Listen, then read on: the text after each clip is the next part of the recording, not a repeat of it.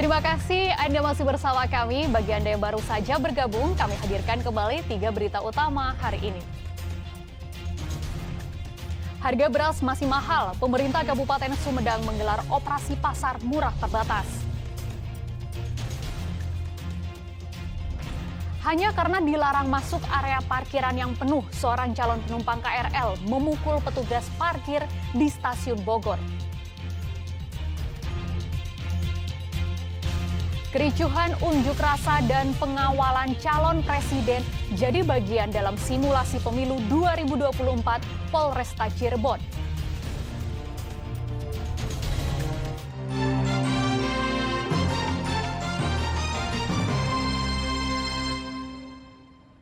Polresta Bogor Kota menangkap 7 pelaku tawuran di Kota Bogor.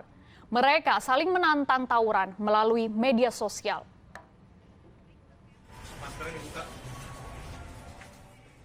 7 remaja diringkus aparat Polresta Bogor Kota karena hendak tawuran dengan kelompok remaja lain di 3 titik di Kota Bogor. 3 tersangka bahkan masih di bawah umur. 1 tersangka ditangkap setelah menganiaya 2 lawannya menggunakan senjata tajam. Mereka mengaku tersulut emosi karena diledek dan kemudian menantang tawuran melalui media sosial. Adanya pihak yang tersinggung, ya, ada pihak yang menantang, sehingga memprovokasi dari pelaku untuk melakukan perbuatan penganiayaan dengan menggunakan senjata tajam. Adapun korban untuk pelaku yang dilakukan di wilayah Panaragan Bogor Tengah, ini korban menderita luka di jari tengah dan jari manis tangan sebelah kiri, juga pergelangan tangan, dan korban yang satunya lagi ini menderita luka di perut sebelah kiri. Nah, ini tentunya dari si pelaku tidak hanya kita jerat dengan Undang-Undang Sajam nomor 12 tahun 51, tapi kita jerat juga dengan pasal penganiayaan menyebabkan luka pada korban. Dari tangan tersangka, polisi menyita senjata tajam sebagai barang bukti. 6 tersangka dijerat Undang-Undang Darurat Nomor 12 Tahun 1951 karena kedapatan membawa senjata tajam. Sementara 1 tersangka lain dijerat pasal berlapis akibat melakukan penganiayaan. Iwan Kurniawan melaporkan dari Kota Bogor. Hanya karena dilarang masuk area parkiran yang penuh, seorang calon penumpang KRL memukul petugas parkir stasiun Bogor. Kejadian itu mengundang kehebohan warga sekitar.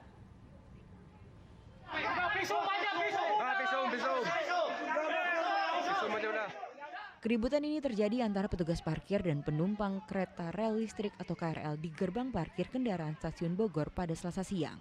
Keadaan semakin panas saat sejumlah pihak berusaha melerai, tetapi pelaku penumpang KRL yang hendak memarkirkan mobilnya emosi dan mengamuk.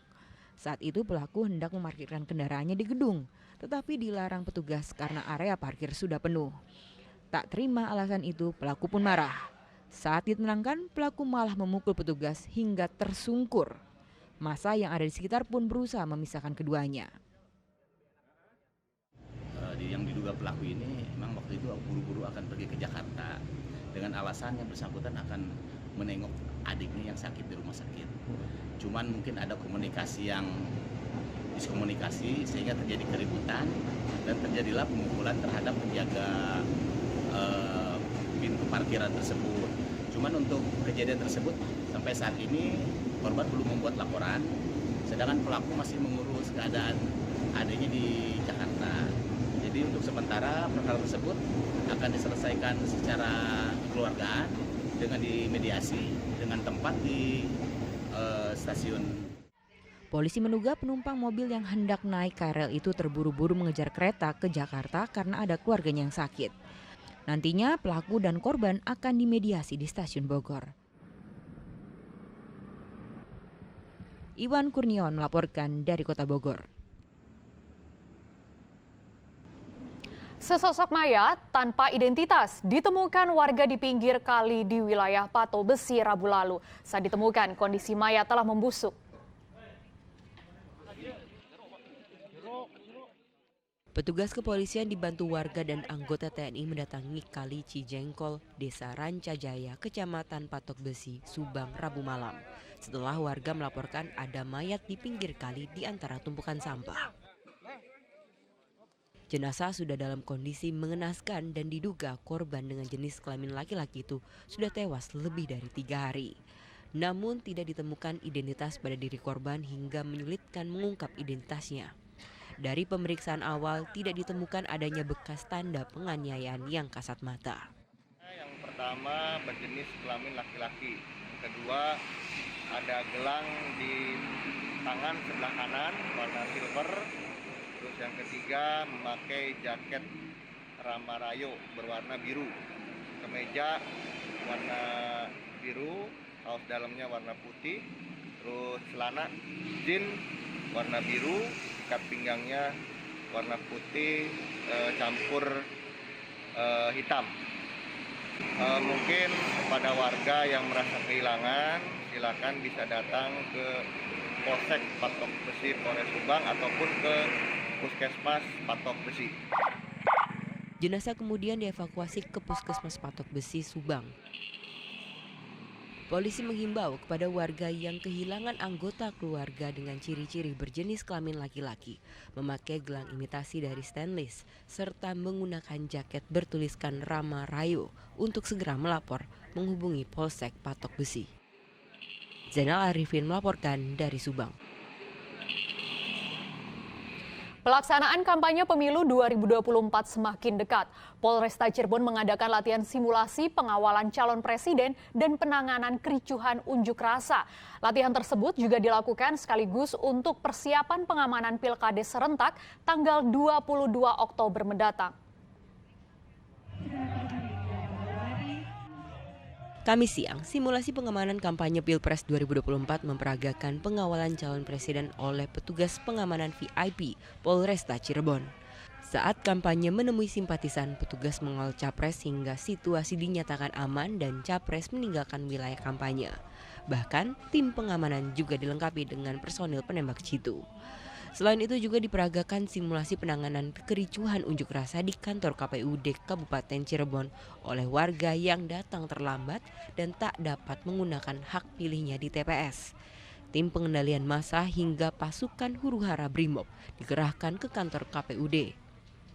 Halau massa, petugas berulang kali melontarkan tembakan peringatan dan gas air mata. Pada pelaksanaan kampanye pemilu 2024, petugas akan ditempatkan di titik-titik khusus seperti TPS, kantor KPU, serta tempat umum yang rawan konflik. Upaya untuk memberikan pelatihan keterampilan kepada seluruh personel pengamanan untuk menghadapi situasi-situasi kontingensi. Mengutip perintah langsung dari Bapak Kapolda Jawa Barat akan melatihkan seluruh personel dalam kondisi siap.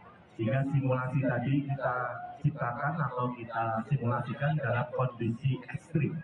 Dikandung maksud untuk memberikan pengetahuan, wawasan sekaligus keterampilan, sekaligus juga merefresh kembali pengetahuan personil dalam rangka pengendalian aksi rusuh massa maupun juga pedoman-pedoman sebagaimana Perkap Bapak Kapolri terkait dengan aksi rusuh massa.